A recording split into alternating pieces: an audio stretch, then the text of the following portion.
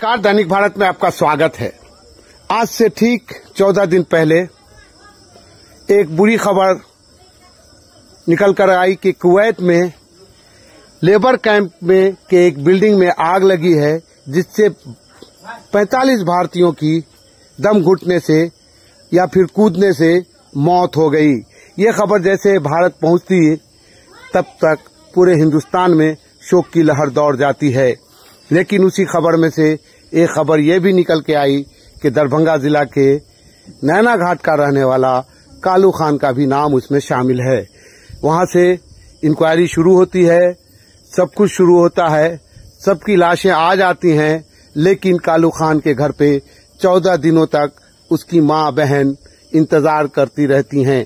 एकलौता कमाने वाला लड़का जिसकी वहां मौत हो जाती है, डीएनए के लिए उसके भाई को कुवैत बुलाया जाता है, डीएनए होता है। आज उसकी मैयत पहुंच जाती है पटना और पटना से फिर नैना घाट।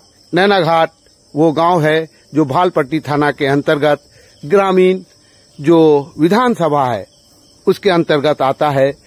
कालू खान की माँ 14 दिन कैसे गुजारी होगी, उसके भाई कैसे गुजारे होंगे, रात कैसी गुजरी होगी, दिन कैसे कटा होगा, ये सिर्फ आप महसूस कर सकते हैं या फिर एहसास कर सकते हैं। ये जैसे ही मैयत कालू खान के गांव में पहुंचती है, एक कोहराम मच जाता है, पूरा इलाका उठ के चला आता है। और चूंकि 14 दिनों के बाद जब लाश पहुंचती है तो आप समझते हैं कैफीन में वहां से लाश आती है, वहां कार्गो फ्लाइट से आती है। काफी वक्त हो गया था और लाश को पहुंचते ही बगैर चेहरा देखे हुए उसके घर वाले उसका चेहरा तक का दीदार नहीं कर पाते हैं।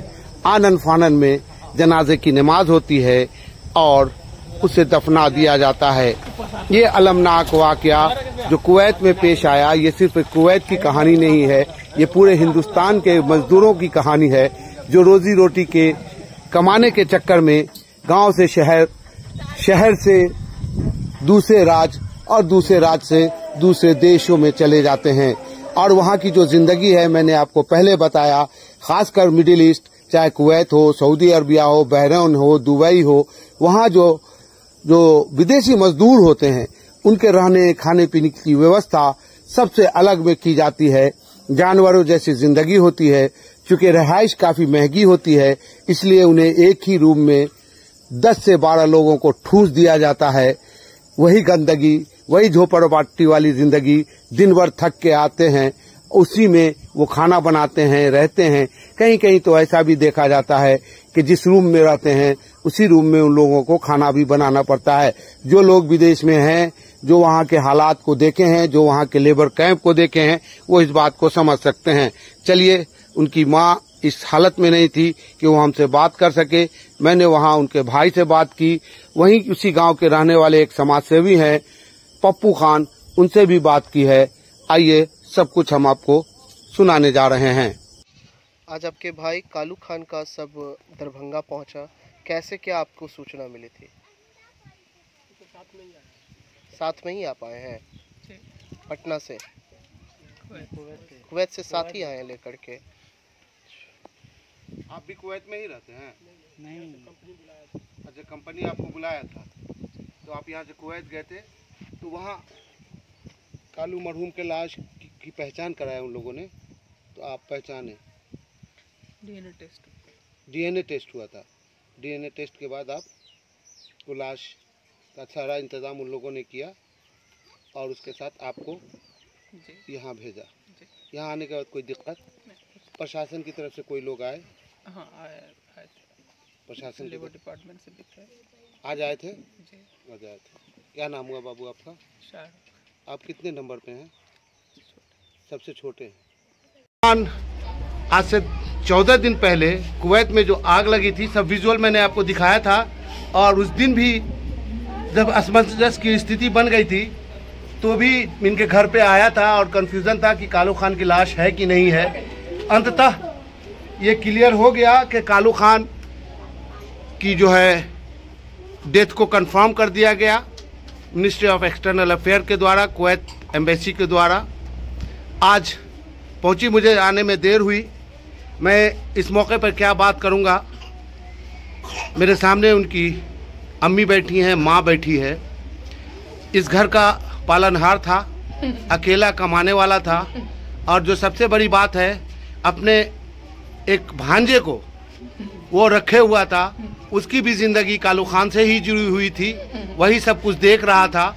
ये घर अब तितर बितर हो चुका है, और दिल्ली से लेकर पटना तक की जो खामोशी रही, जब इस देश का मजदूर बाहर विदेश में कमाने जाता है, उसकी जो रहने की व्यवस्थाएं होती हैं, उनका जो कैसे पेट काट काट कर अपने घर के लिए पैसा भेजता है, ये सब कुछ हमने बताया था।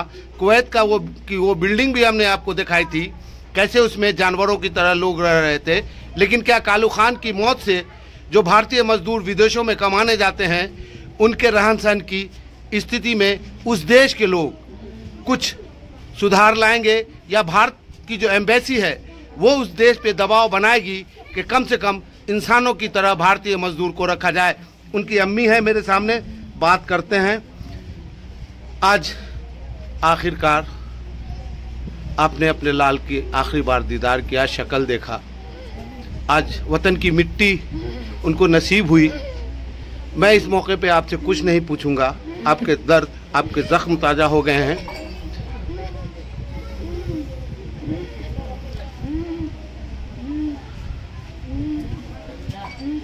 हम लोग तो अल्लाह से दुआ कर सकते हैं, अल्लाह आपको सुकून दे, सब्र दे, और कालू को जन्नतुल फिरदौस में जगह अता फरमाए।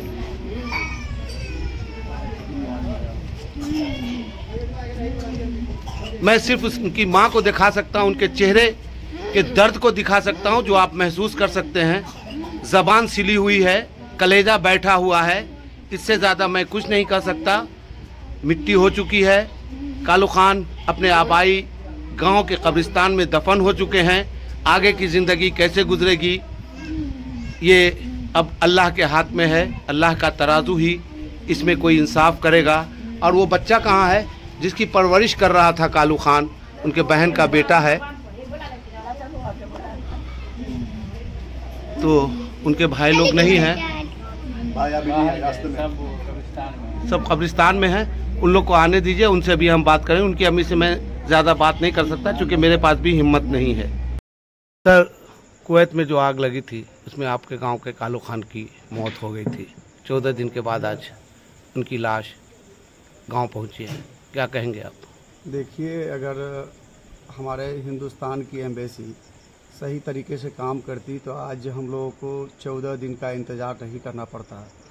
और आप लोग भी देख रहे हैं कि पूरा परिवार जिस तरह से इस घटना के बाद टूट गया है, और लाश का इंतज़ार 14 दिन करना पड़ा। इतनी बड़ी घटना होती है, और हमारी जो सेंट्रल की सरकार है, मोदी जी की सरकार है, हमारी जो एम्बेसी है, ये कहीं ना कहीं पूरी तरह से फेल दिख रही है इस पूरी घटना में। चूँकि 14 दिन इतनी बड़ी घटना होती है, और 14 दिन बाद डेड बॉडी उसके पैतृक गांव नैना घाट पहुंचती है। तो ये कहीं ना कहीं हम लोगों के लिए बड़े अफसोस की बात है। और हम लोग आपके चैनल के माध्यम से मांग करते हैं कि पीड़ित परिवार को एक सरकारी नौकरी और 20 लाख रुपया मुआवजा मिले, ताकि उस परिवार का भरण पोषण हो सके। सरकारी अमला कोई आया था स्थानीय? यहाँ के लोकल थाना से एक गाड़ी आई थी, और एक श्रम अधिकारी थे, जो भी हो श्रम अधिकारी आए थे लाश के साथ। लाश के साथ आए थे। क्या नाम हुआ सर? पप्पू खान, इंसाफ मंच राज्य सचिव।